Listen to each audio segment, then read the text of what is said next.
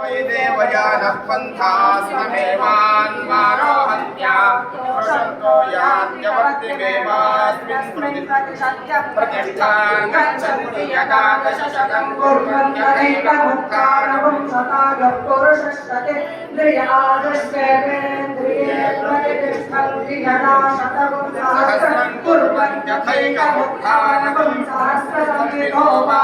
असो लोकमुमे लोकमभिजयन्ति यदेषा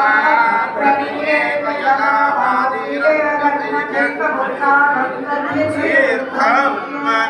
ईशास्माद्वादत्मवदे भीषो देसूर्यः ईशास्मादग्निश्चेन्द्रश्च मृत्युर्धावतिपञ्चमयि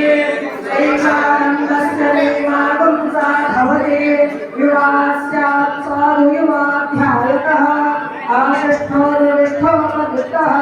तस्यैव पृथिवे सर्वावित्तस्य पूर्णः